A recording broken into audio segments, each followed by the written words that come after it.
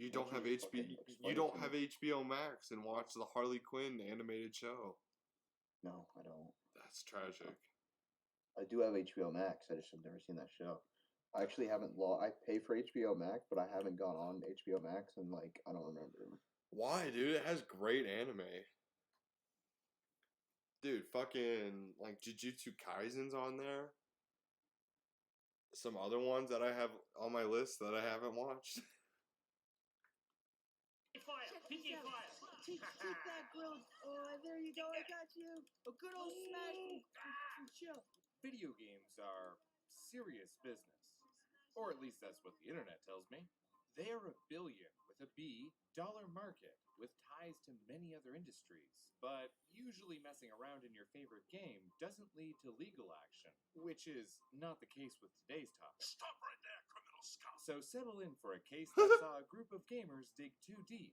One which started with fun and ended with theft, industrial espionage, international fugitives, fatalities, and the flagship series for one of Wow, the I biggest got tech into companies in an the exciting video.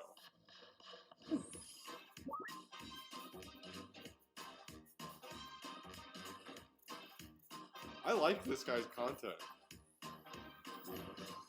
This episode deals with a topic that may be contentious to some, and which delves into the realm of potentially problematic, even illegal behavior.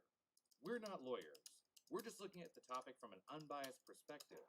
Do not take anything we say as legal advice, and please do not send any hate to anyone listed in this video. With that out of the way, let's get into it. I'm glad we got that disclaimer out of the way. Like any good case, our story starts with the I was crew. about to go hit up their And like any LinkedIns. crew, the Xbox Underground starts with the brain. In this case, one David Xenomega Pecora. Born in Mississauga, Canada, Pecora was playing computer games before he could read or write.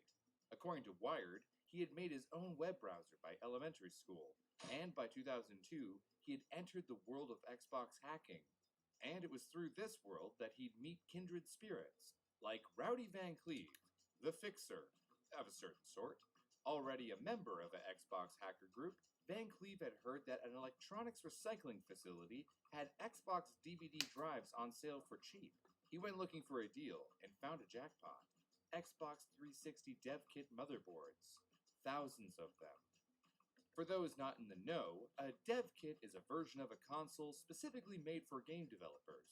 They have additional permissions, including the ability to create programs for the console What the and to fuck? download early builds of games for quality assurance purposes through an industry network known as PartnerNet, also known as something you don't want the public to have. But for the Xbox hackers, this was the dream.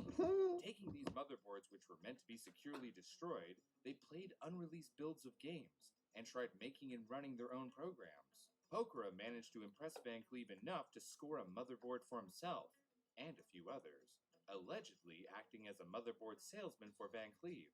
Anthony Clark found Pokora through Halo modding sites, and became fascinated by Pokora's posts.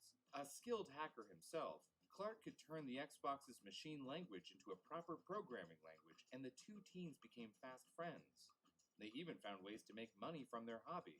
The two offered modded Call of Duty servers with superpowers like flight or the ability to Hell face yeah. walls for up to $100 per half hour. For a little more, Yeah, it was they crazy offered during the longer-term cheats day. they called infections. It's a fact. The I got all of business them was free, though. lucrative, to say the least. Reportedly, the two made up to $8,000 I ain't never on paid busy for no days, mods. Oh, and God. Pokora's action drew eyes to him. The Eyes fuck from out of people here. like Dylan Super Day Wheeler. Damn, we got like 4 supervillains An already. Australian teen, Wheeler was only 14 in 2010 when he got a hold of a list of Epic Game Forum usernames and passwords from a friend of his. Looking through the list, Wheeler discovered credentials belonging to an IT admin. Wheeler knew he had found something big, and he knew exactly who to bring it to. Pokora was interested, but he didn't want to just log into Epic's network from his own IP address. That's when he turned to another of the growing group. Sanad Sonic Neshiwat had something the others didn't. A hacked modem that let him hide his location. Neshiwat downloaded an early build of hit title Gears of War 3. The group started playing the unfinished build and showing it to their friends. One of these was Justin MTW. God, this is like an anime with all the characters. Motherboard from Pokora previously. But just days after showing May the build, it was leaked to torrent site The Pirate Bay, which is when Epic called the FBI. Needless to say, this freaked out the crew. In the words of Neshiwat, they were just talking to each other, and the FBI agent was like, "Oh, I don't see any intrusions. I just see malware from South Africa or something like that." I'm like, okay, so they're not onto us, so let's stop while we're ahead. Smart. But not everyone played it safe. While at the Boston PAX Gaming Convention, May saw a chance to sneak into the booth of Atomic Games and stole the code for the unreleased game, Breach. However, he was spotted by staff and arrested after trying to escape into the crowd. According to some witnesses, May had claimed to know of bigger things to the authorities as he was arrested. As time went on, the Xbox Underground added more members like Nathan Anime Freak LaRue, who had created a program to mint fake coins to buy virtual items in the popular soccer game EA's FIFA 2012. But compared Solid. to what was still to come, this was all small scale. Through May, Pokora had started selling stolen pre-release copies of video games to a buyer known only as Xbox Dev Guy for a few $100s each. Now the team had a chance to get their hands on something more Xbox tangible. Dev Guy. While poking through internal Microsoft servers, the team had managed to dig up the specs on Microsoft's upcoming project, Durango, better known these days as the Xbox One. But instead of selling the information, the team came up with a different plan. They decided to build their own. Finding matching parts, the team had the components shipped to LaRue's house where the bootleg Xbox was assembled. They managed to find an Xbox hacking group out of the Seychelles who were willing to buy it for $5,000 US. Damn. The money went to LaRue, and May volunteered to ship the Xbox out. But it never made it to the Seychelles, and the team got nervous, and more suspicious of May, believing he may have turned coat after his arrest at PAX. And they had good reason to be. While snooping around game developers, the Xbox Underground found something on Spec Ops series developer Zombie Studios' servers. A link to US military servers, which is where they got an Apache helicopter training simulator, and attracted the attention of the US Army themselves. With growing heat, the question of how to end things Oh my rose, god. and for Wheeler, the answer seemed to be in a blaze of glory. He posted an eBay auction for a second bootleg Xbox One that rose over to $20,000 before eBay pulled the listing. The publicity of this led to a falling out between Wheeler and Pokora. Wow, this story about video games sure got dark. Speaking of video games, This episode is brought to you by World 10 Ton to the Oh my god. Sure to hit when you sign up at boot dropped. And it dropped hard. LaRue was the first to go down, going dark after being arrested by the FBI. Granted bail, they tried to flee to Canada and wound up in a standoff with the Canadian border guard, which led to LaRue stabbing themselves multiple times until they collapsed. Surviving, LaRue was sentenced to 24 months in prison. During this time, LaRue came out as transgender and changed names to Holly. According to the Darknet Diaries podcast, they lost their life in a motel in Fresno, California.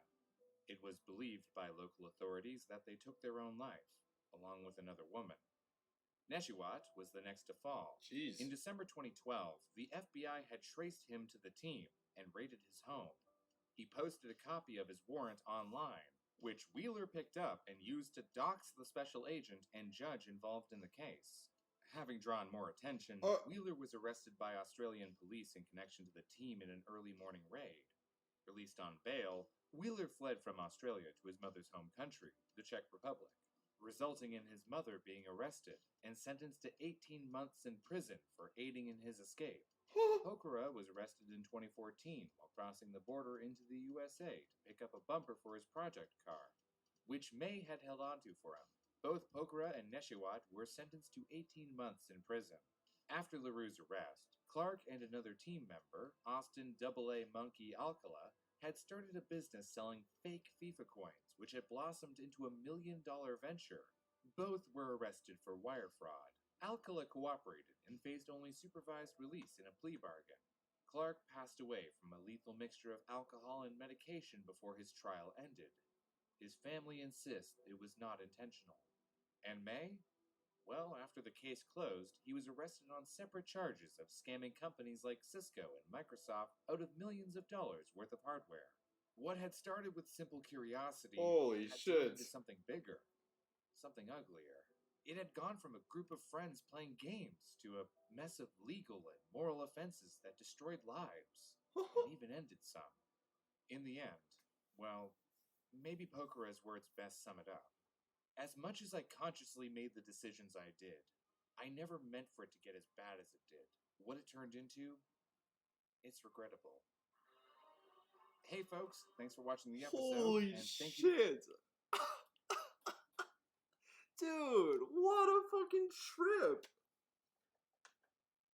What a fucking trip! The Xbox Underground. Wow. That was an Those guys were some savages.